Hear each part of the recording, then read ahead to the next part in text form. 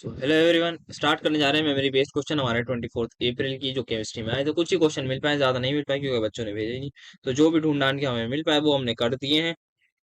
और बाकी आप लोग क्वेश्चन भेजिएगा। और हम एक बाकायदा एक सीरीज लाए हैं अपनी पीवाईक्यू सीरीज, तो जिसमें हम मोस्ट रिपीटेड पीवाईक्यूज डिस्कस कर रहे हैं, जो सबसे ज्यादा बार आ चुके हैं और आगे भी उसको करेंगे। तो जितने भी बच्चे पीसीएम वालों तक तो हम वो सीरीज पूरी कर देंगे। तो इस सीरीज को जरूर देखिएगा, इसको यूटिलाइज करिए। अराउंड 20 मिनट का ही हम लेक्चर रखने, ज्यादा लंबा चौड़ी बात नहीं कर रहे क्योंकि आपको टाइम कम है, आपके पास भी हमारे पास भी। इस लेक्चर को भी हमने जल्दी से 10-12 क्वेश्चन मिले हैं, वही जल्दी से डिस्कस करें हैं और इसको लेक्चर को एंड कराए। सो आई होप आपको मजा आएगा, और जो भी आपको क्वेश्चन मिले जरूर हमें कमेंट में बताइए, फिर हम आपसे करेक्ट करने की कोशिश करेंगे और क्वेश्चन को लेके सॉल्व करवाएंगे। आगे जो भी बच्चे शिफ्ट में एग्जाम देने जा रहे हैं, इस चीज का जरूर ध्यान रखें कि आप क्वेश्चंस जो भी आपके पास हो हमें बताइएगा कमेंट में। और ताकि हमारे जो आपके जो दोस्त हैं, आने वाले जो शिफ्ट में देने वाले एग्जाम पीसीएम और पीसीबी के जितने भी बच्चे होंगे, उनको फायदा पहुंच सके। सो स्टार्ट करते हैं आज का हमारा लेक्चर। फर्स्ट क्वेश्चन है हमारा इलेक्ट्रोकेमिस्ट्री चैप्टर से, जो कि हमें दे रखा है। मोलर कंडक्टिविटी हमें गिवन है और हमें कंडक्टिविटी पूछी गई है। सो फॉर्मूला क्या था? फॉर्मूला था lambda m is equal to के into 1000 divide by m. Sir अब आप कहेंगे ऑप्शन नहीं भाई, अब जितना मिलेगा उतना ही तो करेंगे। अब आप लोग क्वेश्चन नहीं भेजते तो कहाँ से मिलेंगे ऑप्शन? सो जो जैसे ढूंढ ढांड के मिले वैसे हमने कर दिया। सो यहाँ पे बातें कम करते हैं। तो 101 मैंने डाल दी। मोलर कंडक्टिविटी की वैल्यू, के की वैल्यू हमें निकालनी है। इन 2000 डिवाइड बाय में 0.1, तो पॉइंट हटाया, यहाँ पे 0 लगाया।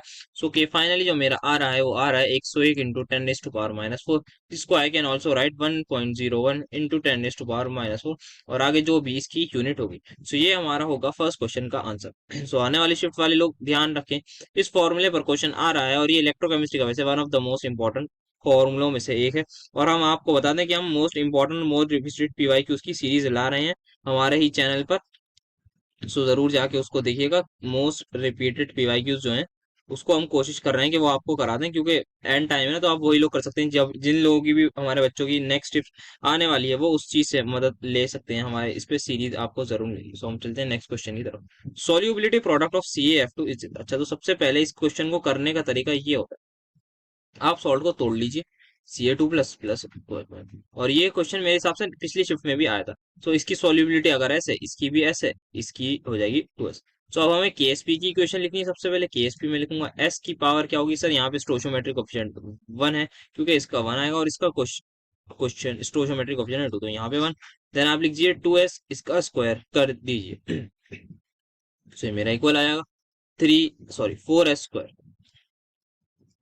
ये को लगे। अब केएसपी की वैल्यू देख लीजिए, यहाँ से उठा के पुट कर दीजिए, जो कि मेरे पास 4 into 10⁻⁻3 9 sorry.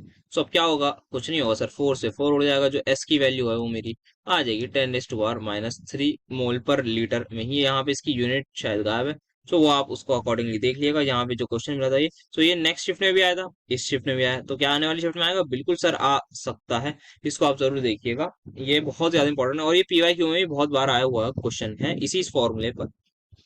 Next, conductivity of 0.01 molar. अच्छा तो हमें कंडक्टिविटी दे रखी है इतनी है, ठीक है सर, और सेल कांस्टेंट दे रखा है, हमें रेजिस्टेंस भी है। तो सर इसका एक फॉर्मूला था जो हमने पढ़ा था, जी स्टार बराबर आर के से। नहीं पता तो बता देते हैं, G star is cell constant, resistance into k is conductivity. क्या कंडक्टिविटी दी हुई है सर? कंडक्टिविटी ऑफ दिस दी हुई है सर, ये मोलर कंडक्टिविटी दी हुई है हमारे हिसाब से तो। अच्छा जी, एक बार मैं क्वेश्चन को चेक कर लूं जल्दी से। सो बहरहाल जो भी दी हुई है हम देख लेते हैं। अगर हमने ये कंडक्टिविटी दी होगी तो जी स्टार की वैल्यू है 0.9 इज इक्वल टू आर, हमें निकालना है। के की वैल्यू एज इट इज रख देंगे, इफ इन केस अगर ये कंडक्टिविटी है। बट अगर ये कंडक्टिविटी नहीं है तो हमें के निकालना होगा। सर के कैसे निकालेंगे? के हम निकालेंगे molar conductivity is equal to के इंटू 1000 डिवाइड बाय एम के फॉर्मूले से। सो अगर ये मोलर कंडक्टिविटी है तो 0.015 हो जाएगा, इज इक्वल टू के की वैल्यू हमें निकालनी है इंटू 1000 डिवाइड बाय में 0.01। तो यहाँ पे ये हटाएंगे, ये 2 0 लगा देंगे। सो के की वैल्यू कुछ ज्यादा ही लंबी चौड़ी नहीं आती हुई नजर आ रही है। 1 2 3 पॉइंट में यहाँ लिया है 1.5 इंटू 10⁻³ ये, और इंटू 10⁻⁻, ये कितने जीरो है सर? 5 है, -3 और -, तो ये आएगी के की वैल्यू। और अब हम जब डालेंगे इस वाले फॉर्मूले में तो 0.9 is equal to R into K की वैल्यू हमें कितनी है यहाँ पे? 1.5 into, oh so it's going to be a very large resistance, so I hope ये शायद ना ही होगी, इतनी अगर रेजिस्टेंस हो गई फिर कंडक्टिविटी तो होगी ही नहीं ना उस सॉल्यूशन में, लॉजिकली बात कर रहे हैं। वैसे आंसर हमारा आ सकता है, सो ये ही हमारा होगा। और बाकी जो मेन चीज याद रखने की है ना आपको आने वाली शिफ्ट के लिए, वो ये फॉर्मूला आपको ध्यान रखना है कि इस फॉर्मूले पर क्वेश्चन आपकी शिफ्ट में जरूर आने के चांस है। और दूसरा ये, और इस पर तो अभी पीछे भी आया है, तो इन दोनों फॉर्मूले को आप इलेक्ट्रोकेमिस्ट्री में जरूर टिप्स कर लीजिए। हम बढ़ते हैं नेक्स्ट क्वेश्चन की तरफ। The instantaneous rate of reaction is represented, अच्छा हमें रेट ऑफ रिएक्शन दे रखा है। सर रेट ऑफ रिएक्शन अगर हम किसी भी उसका लिखते थे, उसकी हम इक्वेशन कैसे लिखते थे? तो अगर यहाँ पे कोई एक हाइपोथेटिकल रिएक्शन ले रहा हूं मैं, ए गिव्स मी दिस, तो अगर मुझे इसका रेट लिखना हो तो मैं लिखता था d a by d t divide by इसका stoichiometric coefficient is equals to minus d b by d t divide by इसका स्टोइकोमेट्रिक कोफिशिएंट जो कि है मेरे पास भी, इज इक्वल्स टू, यहाँ पे प्लस लगाता हूँ क्योंकि यहाँ पे जो प्रोडक्ट साइड है उसमें मैं प्लस लगाता हूँ, डिवाइड बाई इसका स्टोइकोमेट्रिक कोफिशिएंट। सो ये याद रखना। सो आने वाली शिफ्ट के लिए ये काम की चीज है। अब इससे फॉर्मूला कैसे बनाएंगे देखते हैं। सर सबसे पहले नीचे जो स्टोइकोमेट्रिक नीचे जो होता है ये हमारा होता है स्टोइकोमेट्रिक कोफिशिएंट, हाँ सर हम सभी को पता है। तो यहाँ पे टू क्या मिल जाएगा, ए सर माइनस साइन बता रहा है ये रिएक्टेंट में, अच्छा जी तो ये माइनस साइन बता रहा है रिएक्टेंट प्लस, ये भी माइनस तो मतलब रिएक्टेंट स्टोइकोमेट्रिक कोफिशिएंट भी ठीक है। इस गिविंग, क्यों सर आपने गिविंग क्यों लगाया, क्योंकि यहाँ भी प्लस यहाँ भी प्लस, उसका मतलब दोनों क्या है सर प्रोडक्ट, ठीक है जी। तो यहाँ सी प्लस डी लिख दीजिए। अब डी क्या है यहाँ पे सर, इसका स्टोइकोमेट्रिक कोफिशिएंट 1 है तो एज इट इज, और यहाँ 2 तो ये आ जाएगा। तो ये ही हमारा आंसर होगा। सो जो भी इसका होगा वो वाकई है। सो समझने वाली बात क्या है इस क्वेश्चन से, कि इस फॉर्मूले पर हमारे क्वेश्चन आपको देखने के चांसेस हैं minus D a by d T. So rate वाले बच्चे भी ध्यान रख ले आने वाली शिफ्ट में। अभी तक फर्स्ट ऑर्डर वगैरह पे तो हमने क्वेश्चन देख लिए, जीरो ऑर्डर पे भी हमने क्वेश्चन देख लिए, बट इस पे शायद नहीं आए थे, तो अब आएगा आने वाली शिफ्ट में जरूर आपको देखने को मिलेगा। Find pH of the solution having concentration, so pH का सीधा सा एक ही फॉर्मूला है, that is minus of log H plus आइन। अच्छा जी, तो इसमें वैल्यूज पुट करते हैं। Minus of log H plus में क्या दे रखा है सर, 4 × 10⁻⁻⁷ दे रखा है। अब ये हमें लॉग सॉल्व करना है, तो कुछ बच्चे इसको थोड़ा आपके लॉग के फॉर्मूलेज एंड ऑल लगाएंगे, देन ट्राई करेंगे कि इसको सॉल्व कर लें। बट मैं इसको डायरेक्टली बता रहा हूँ, एक चीज याद रखिएगा, जब भी ऐसा है, और आपको आने की इक्विलिब्रियम में बहुत जगह ऐसी कैलकुलेशन देखने को मिलेगी, डायरेक्टली लिखिए जो भी 10 की पावर में हो उसको लिख दो प्लस में minus log of this number. इस बात को ध्यान रखिएगा। अगर मैं इसको इन जनरलाइज करूँ, minus of log A into 10⁻⁻⁻b, तो इसका इक्वल जो हो जाएगा वो हो जाएगा बी माइनस लॉग ए के, खत्म। बस आपको ये करना है, आप इसके आंसर निकाल लीजिएगा जो भी हो, सो इसको करिएगा। वरना आप फॉर्मूला लगाएंगे, हो सकता है कुछ बच्चे करेंगे माइनस को बाहर कॉमन लेंगे, माइनस लॉग 4 प्लस लिखेंगे, फिर लॉग 10⁻⁻⁻1, फिर 7 बाहर लाएंगे, फिर माइनस ओपन करेंगे, तो तब तक तो एक आध 2 मिनट निकल ही जाएंगे और आप कैलकुलेशन में पीछे रह जाएंगे और काफी बच्चे आगे निकल जाएंगे। सो आप इस चीज को जरूर ध्यान रखिएगा, ये शॉर्टकट काफी काम आएगी। तो 7 माइनस लॉग 2 की वैल्यू क्या होती है सर, लॉग 2 की वैल्यू होती है 0.3, तो उसका डबल है, क्योंकि इसको मैं लिख सकता हूँ 2 का स्क्वायर, तो 2 का स्क्वायर मतलब सर आप क्या कह रहे हैं, ये 2 का स्क्वायर लिख सकता हूँ, और लॉग की प्रॉपर्टी क्या है, 2 का स्क्वायर यहाँ है तो यहाँ पे 2 आ जाएगा। तो अल्टीमेटली क्या है सर, 2 लॉग 2। अगर जिस बच्चे को वैल्यू याद नहीं है उसके लिए बता रहा हूँ मैं, तो 7 माइनस लॉग 2 इज 0.3, 0.6, लगभग मेरा 6.4 के आसपास पीएच की वैल्यू आई। आई होप आप सभी इस ट्रिक को ध्यान रखें। आयनिक इक्विलिब्रियम की तो हमने लास्ट लेक्चर में भी अपनी ट्रिक्स देखी है, तो इसको भी ध्यान रखिएगा। नेक्स्ट आता है हमारे पास, how many tertiary primary secondary and, अच्छा सारे तरीके का कारण बताना आइसोब्यूटेन में। सबसे पहले आइसोब्यूटेन होता है क्या है, सो आइसोब्यूटेन क्या होता है सर, आइसोब्यूटेन होता है हमारे पास ये स्ट्रक्चर है मेरे पास आइसोब्यूटेन। अब बता दीजिए आप मुझे खुद ही कि कितने हमारे पास टर्शरी है। तो एक ही टर्शरी दिख रहा है क्योंकि ये 3 कार्बन से जुड़ा हुआ है, हाँ सर, तो एक हो गया मेरा टर्शरी। सर प्राइमरी दिख रहा है आपको, मुझे तो नहीं दिख रहा है, अगर आपको दिख रहा हो तो जरूर कमेंट में बताइएगा, वैसे है ही नहीं तो कहाँ से दिखेगा। तो बाई चांस किसी बच्चों को दिख जाता है ना, तो इसलिए कह रहा हूँ, हो सकता है कोई होता है ना, मतलब कुछ चश्मा वश्मा अलग लगा हुआ हो तो उनको दिख जाए, बहरहाल मजाक से हटके। तो ये मेरे पास प्राइमरी कार्बन है, ये प्राइमरी कार्बन है, 3 हाइड्रोजन, यहाँ भी 3 हाइड्रोजन, ये येलो से बना रहा हूँ, ये हाइड्रोजन है। तो यहाँ पे मेरे पास कितने प्राइमरी आ गए सर, 3 प्राइमरी आ गए, एक ये प्राइमरी, एक ये प्राइमरी, एक ये प्राइमरी। सो मेरे पास जो प्राइमरी कार्बन है वो 3 आ गए। सो जो भी आंसर होगा आप मार्क कर लीजिए अकॉर्डिंग। तो इसका मतलब क्या पूछ रहा है एमएसटी सीटी, हमें तो ये देखना है ना, उससे मतलब है हमें आने वाली शिफ्ट वाले बच्चों के लिए कि एमएसटी सीटी पूछ क्या रहा है, वो प्राइमरी टर्सरी के बारे में बात कर रहा है। तो कोई भी स्ट्रक्चर देगा और वो आपसे पूछ लेगा बताओ जी क्या है, किसकी डिग्री क्या है, हो सकता है आपसे अल्कोहल की पूछ ले या माइंस की पूछ ले, तो आप उस चीज को ध्यान रखिएगा। Which of the following has the highest ionic current, अच्छा सर ये हमारे पास क्वेश्चन आ गया है, प्यारा सा हमारा Fajans rule. Sir Fajans rule कहता क्या था आप बता देंगे, तो फजांस रूल कहता था स्मॉल कैटायन हो, लार्ज एनायन हो, बिग चार्ज ऑन बोथ हो, बिग चार्ज ऑन बोथ। तो जिसमें भी ये कैरेक्टरिस्टिक दिखेंगी उस शख्स का, नहीं उस कंपाउंड का कोवेलेंट कैरेक्टर हाई होगा। बस ये कहता था हमारा फजांस रूल। क्या हमारे पास स्मॉल केटायन देख लो, ठीक है सर देख लेंगे। लार्ज एनायन देख लो, वो भी देख लेंगे।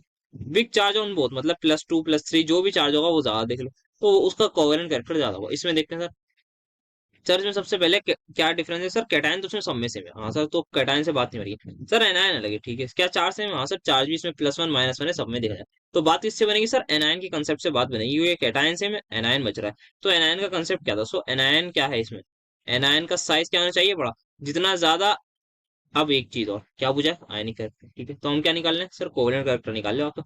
तो कोवेलेंट कैरेक्टर जिसमें ज्यादा होगा उसमें अल्टीमेटली आयनिक कैरेक्टर कम होगा, साफ सीधी बात, नो बकवास।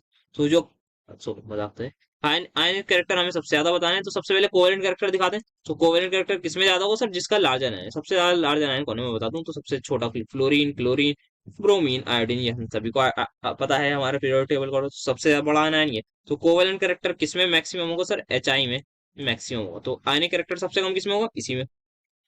और कोवेलेंट कैरेक्टर जो लीस्ट होगा वो किसमें होगा सर, वो होगा HF में। और तो क्या हो जाएगा अल्टीमेटली, ये हमारा जो है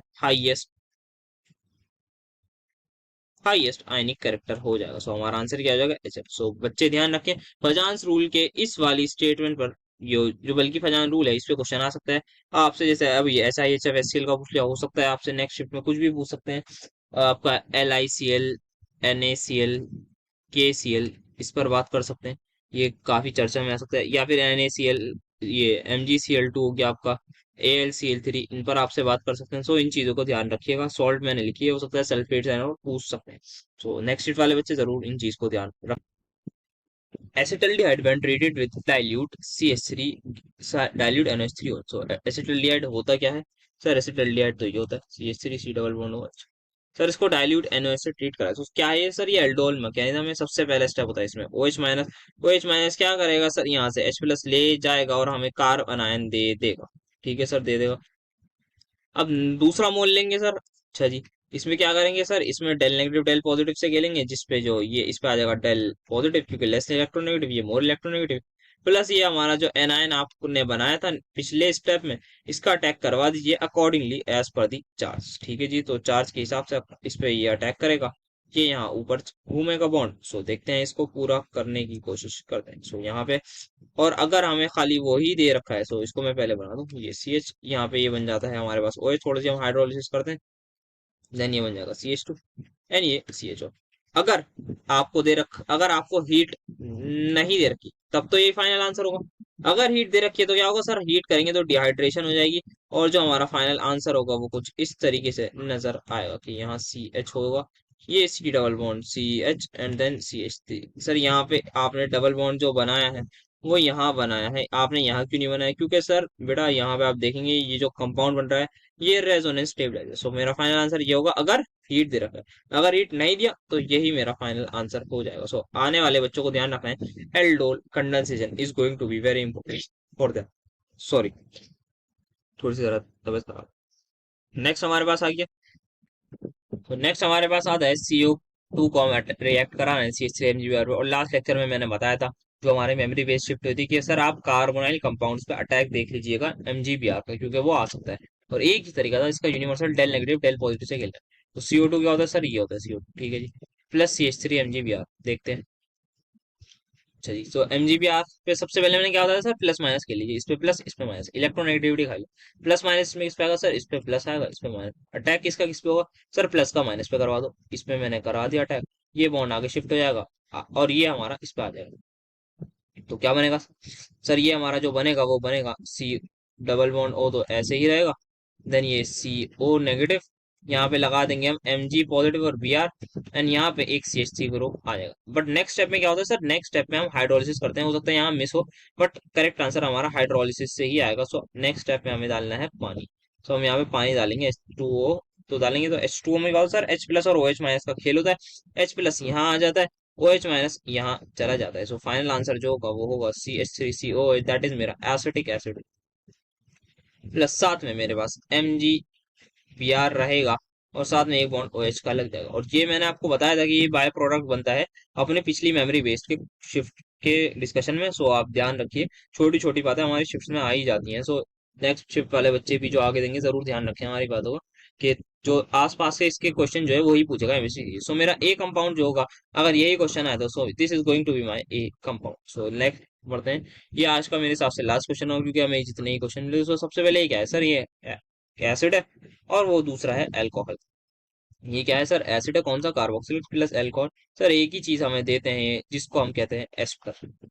सो एस्टर पे पहले की जो शिफ्ट में उसमें क्या आया था सर, उसमें उन्होंने पूछा था कि आप बताओ कि एल्केन एल्काइल एल्केनोइड पर को एसिडिफिकेशन या वाटर डालने में क्या मिलता है। एल्केनॉल और एल्केनॉल में कह सकते हैं उसको ऑप्शन, जो पीवाई क्यू भी था। और मैंने आपसे यही कहा था कि हो सकता है रिवर्स रिएक्शन पूछने के, भाई एल्कोहल और एसिड को बना के क्या बनेगा, तो वो एस्टर बनेगा।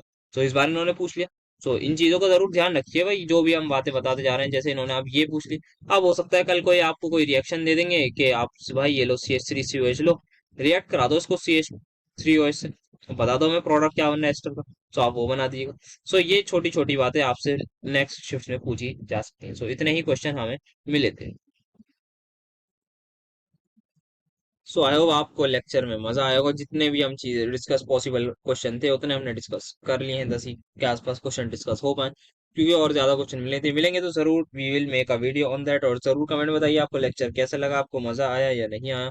और क्वेश्चन भी हमें दिए। और बाकी जरूर याद रखिएगा, जो हमारी सीरीज है मोस्ट रिपीटेड पीवाईक्यू की, उसको आप जरूर देखिएगा। उसमें हम ये बता रहे हैं कौन से पीवाईक्यू सबसे ज्यादा आए हैं, और अभी तक हमने सॉल्यूशन और सॉल्यूशन चैप्टर कराए। आगे भी हम जल्दी जल्दी कोशिश करेंगे कि एक हफ्ते के अंदर उसके अपने आपके 12th क्लास के जितने भी मैक्सिमम पॉसिबल चैप्टर है इंपॉर्टेंट वाले, उसको निपटा दे, ताकि आप लोग उस चीज से फ्री हो जाएं। सो मोस्ट रिपीटेड पीवाईक्यूज वालों का आप ध्यान रखिएगा। सो मिलते हैं हम आपसे जल्दी नेक्स्ट लेक्चर में। Thanks you so much for attending our lecture.